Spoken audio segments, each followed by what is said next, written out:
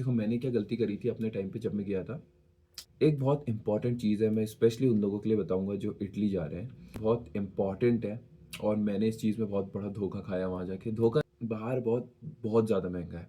मैं तुम्हें अपना एग्ज़ाम्पल देता हूँ कि मेरी एक दाँत में कैविटी आ गई थी जिसके आके पहले से सीवी बना सकते हो और उस सीवी के भी तुम प्रिंट आउट रख सकते हो, अगर तुम्हारा एम है कि तुम वहाँ जाके जॉब ढूँढोगे। So hello everyone and welcome back to another video. और इस वीडियो में हम बात करेंगे कौन सी 5 इंपॉर्टेंट चीज़ें हैं that you have to pack when you are planning to travel abroad for your studies और इटली इन स्पेसिफिकली। सो जो कुछ चीज़ें हैं जो हम रखते हैं, हम काफ़ी फालतू चीज़ें भी रख देते हैं जो बाहर भी मिल जाती है और उसकी वजह से हम इम्पॉर्टेंट चीज़ें भूल जाते हैं या रख नहीं पाते हैं, जगह का इश्यू हो जाता है। इसलिए मैं जो 5 इंपॉर्टेंट चीज़ें बताऊंगा जो तुम्हें यहीं से रख लेनी चाहिए कि वहाँ जाके प्रॉब्लम ना हो, वो है मतलब प्रॉब्लम नॉट ओनली कि वो महंगी हो बट ऑल्सो कि ढूंढने में भी प्रॉब्लम हो। ठीक है, so let's start with the basic thing जो कि पहली चीज़ है, जो कि डॉक्यूमेंट्स है तुम्हारे। एंड डॉक्यूमेंट्स में आती है तुम्हारी ओरिजिनल डिग्रीज, अगर तुम्हें रखनी है वो तो तुम रखोगे ही, बट उसके साथ में उनकी फ़ोटो कॉपीज़ भी रखना। और थोड़ी थोड़ी मतलब ज़्यादा नहीं, दो तीन फ़ोटो कॉपीज़ पर। जैसे कुछ कुछ इंपॉर्टेंट डॉक्यूमेंट्स होते हैं, जैसे कि तुम्हारा पासपोर्ट है और तुम्हारा वीज़ा होगा, तो उसको बस एक पेज में प्रिंट आउट करवा लो, front page and back page of the passport और उसके बाद वीज़ा। तो ये 3 फ़ोटोज़ को एक पेज में प्रिंट करा लो और इसके तुम एटलीस्ट 5 टू 10 कॉपीज़ रख सकते हो, बिकॉज़ यही मोस्ट ऑफ द प्लेसेस में मांगी जाती है। इसके अलावा जो कोई और चीज़ है जो मांगी जाती है, वो या तो हेल्थ इंश्योरेंस होता है जिसकी तुम 3-4 कॉपीज़ रख सकते हो, और या फिर तुम्हारा प्रीवियस एजुकेशन होगा। उसके अलावा ज़्यादा ज़रूरत नहीं होती है। एंड ऑल्सो अपना एक सीवी बना के पहले से सीवी बना सकते हो और उस सीवी के भी तुम प्रिंट आउट रख सकते हो, अगर तुम्हारा एम है कि तुम वहाँ जाके जॉब ढूँढोगे। सो ये हैं वो बेसिक चीज़ें जो तुम्हें रखनी है। तुमने बहुत वीडियोज़ देखी होगी कि बाहर फ़ोटोकॉपीज़ बहुत महँगी होती हैं, यहाँ से भर के ले जाओ, ऐसा भी नहीं है। बट हाँ, ये जो बेसिक वाली है इनको तुम रख सकते हो कि स्टार्टिंग डेज़ में जब हर जगह कहीं भी हॉस्टल में जा रहे हो, कहीं भी जा रहे हो, तुम्हें फ़ोटोकॉपीज़ चाहिए तो तुम्हें इधर-उधर भागना ना पड़े। तो ये तो हो गई पहली चीज़। सो जो दूसरी चीज़ है जो तुम्हें रखनी चाहिए अपने साथ में, वो है क्लोथ्स। अब क्लोथ्स तो हर कोई रख के जाएगा ही, वो तो बेसिक है, but what I mean to say is देखो हम अभी जाते हैं सितंबर अक्टूबर में, मोस्ट ऑफ द स्टूडेंट्स जाते हैं और इस टाइम पे बाहर बहुत विंटर्स का सीधा टाइम आ जाता है और बाहर जनरली यूरोप में अगर स्पेसिफिकली बात करूँ तो यहाँ से ठंडा रहता है। ठीक है, और गरम जो वार्म क्लोथ्स होते हैं, जो विंटर के क्लोथ्स होते हैं, वो जनरली महंगे आते हैं। तो इवन दो तुम समर्स के कपड़े कम रखो, वो तुम बाद में भी ले सकते हो वहाँ, वो सस्ते भी मिल जाएंगे तुम्हें कंपैरेटिवली। विंटर्स के कपड़े रखो, एटलीस्ट 2 अच्छी जैकेट्स रखो, हुडीज़ रखो, और क्या कहते हैं, जितने भी तुम मतलब गर्म कपड़े रख सकते हो बेसिकली। हालांकि हर किसी की टॉलरेंस अलग अलग होती है, बट स्टिल विंटर्स के कपड़ों पे ज़्यादा एम्फेसाइज करो जब भी तुम पैकिंग कर रहे हो, because most of the time तुम्हें एक ही सूटकेस अलाउड होगा बाहर ले जाने को, एंड उसमें फालतू की चीज़ें मत भरो। फालतू की चीज़ों से मेरा क्या मतलब है, वो है मेरा थर्ड पॉइंट, जो कि है स्नैक्स।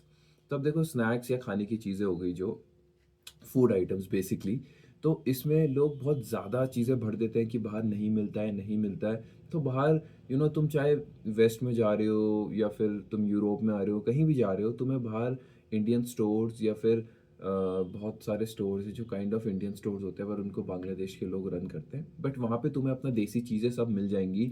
आई वुड से तुम्हें मसाला से लेके सब कुछ, मैगी वगैरह सब कुछ मिल जाएगा, दाल मिल जाएगी।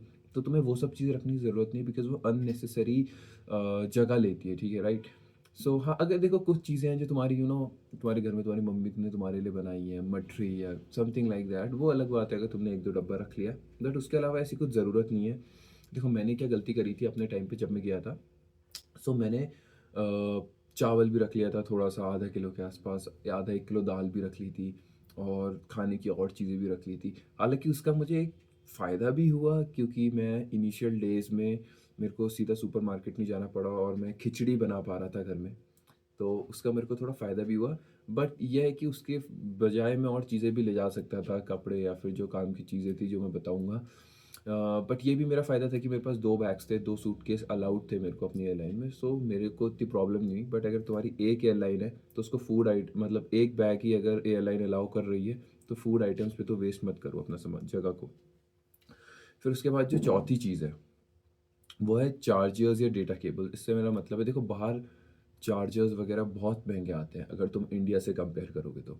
सो अगर तुम्हारा चार्जर वगैरह सब सही है, स्टिल पता है एक एक्स्ट्रा रखो। सेम विद द लैपटॉप, क्योंकि कितने बार जो होती है जो लैपटॉप वगैरह की जो चार्जर की केबल्स होती है वो थोड़ी टूट टाइप की रही होती है और हमारा काम चल रहा होता है तो हम चला रहे होते हैं। बट अगर ऐसा थोड़ा भी है उसको रिप्लेस कर लो और एकदम ब्रांड न्यू ले जाओ, या फिर अगर वही यूज़ कर रहे हो तो एक एक्स्ट्रा ले जाओ, बिकॉज बाहर बहुत ज़्यादा एक्सपेंसिव होता है। डेटा केबल्स एक्स्ट्रा रख लो, चार्जर ब्रिक्स एक्स्ट्रा रख लो, जिन भी चीज़ों के ऐसी चीज़ें हैं जो इलेक्ट्रॉनिक से रिलेटेड है उनको एक्स्ट्रा रखो, बिकॉज बाहर बहुत महंगा है। जैसे टेम्पर्ड ग्लास है, टेम्पर्ड ग्लास बाहर 10-12 यूरो का पड़ता है, जो कि कितना 1000-1200 हो गया।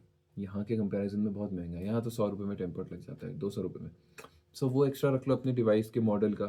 सो ऐसी चीज़ें जो हैं वो एक्स्ट्रा रख लो।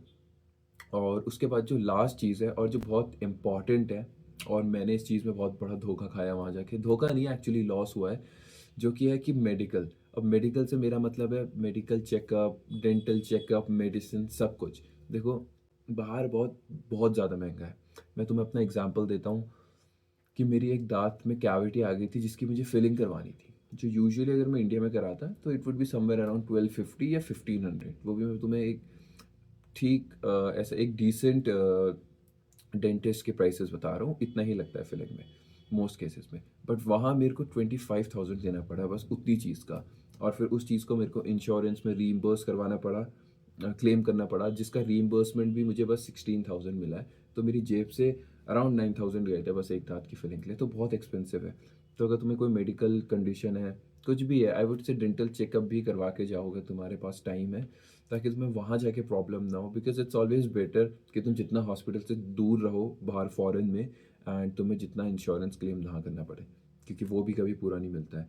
एंड उसके अलावा जो मेडिसिन हैं, वो जो बेसिक मेडिसिन होती है लाइक डायरिया की या फिर फीवर की, वो बेसिक वाली रख लो, ज़्यादा नहीं, थोड़ी बहुत। उसको चेक इन बैग में ले जा सकते हो, यूजली ऐसी चेकिंग नहीं होती है।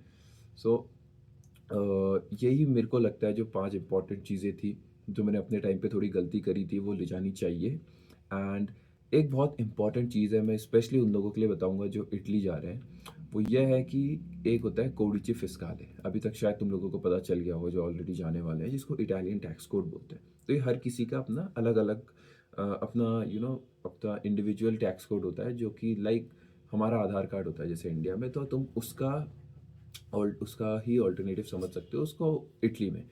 सो इसके लिए कैसे अप्लाई करना है? सो अगर तुम्हारा ऑलरेडी क्या कहते हैं वीज़ा आ चुका है, तुम उसके बाद ही इसके लिए अप्लाई कर सकते हो। तो अगर तुम्हारा ऑलरेडी वीज़ा आ चुका है, सो तुम जिस भी जगह पे जा रहे हो, जैसे मैं पविया पे जा रहा हूँ, तो पविया की जो म्यूनसिपैलिटी है वहाँ का जो कोडिचे का ऑफिस होता है एनाग्राफे करके, तुम्हें गूगल पे मिल जाएगा, अदरवाइज तुम मेरे से कॉन्टैक्ट कर सकते हो इस बारे में। तो उनको बस एक मेल भेजनी होती है अपनी डिटेल के साथ, किस कॉलेज में जा रहे हो, और एक फॉर्मेट होता है उसका, वो भी मैं अटैच कर दूंगा, इस वीडियो में अटैच कर दूंगा, या फिर डिस्क्रिप्शन पे लिख लूँगा ताकि तुम कॉपी पेस्ट कर पाओ। सो वो जो होता है उसको तुम्हें वहाँ उनको मेल करनी पड़ती है। उसके बाद 3-4 दिन के बाद वो तुम्हें तुम्हारा कोडिचे फिस्काले दे देते हैं, जो कि इटालियन टैक्स कोड होता है। एंड उसको फिर तुम प्रिंट आउट करा सकते हो और फिर उस फोटो कॉपी को अपने साथ इटली ले जा सकते हो। अब ये चीज़ तुम्हें इटली जाकर भी तुम कर सकते हो, बट वहाँ जाके यह है फिर तुम उस ऑफिस में जाओगे, थोड़ा लाइन पे लगोगे, एंड स्टार्टिंग में थोड़ा लैंग्वेज का भी इशू होता है, उस टाइम पे तुम्हें गवर्नमेंट ऑफिस पे भी जाना है, तो इसलिए प्रॉब्लम होती है। इट्स बेटर कि तुम यहीं से उसको ऑनलाइन करके ले जाओ, तो उसमें तुम्हें काफ़ी हेल्प होगी। एंड ऑल्सो क्या कहते हैं, इसके बाद में एक और वीडियो लेकर आऊँगा जिसमें मैं बताऊँगा कि कैसे फंड्स, कितने फंड्स ले जाने हैं अपने साथ इनिशियली, कितना कैश ले जाना है बेसिकली, ताकि जितना मैं ले गया था और मुझे जितने में हेल्प हुई और जितना सफिशिएंट था, कितना ले जाना चाहिए, वो सब चीज़ों पे मैं इसके बाद वीडियो बनाऊँगा। So I hope you like this video. मैंने बहुत शॉर्ट रखी है बिकॉज मैं नहीं चाहता था अननेसरी लेंदी हो, एंड जितने कम में तुम्हारे समझ में आ सकें। So thank you for watching this video, do like and subscribe.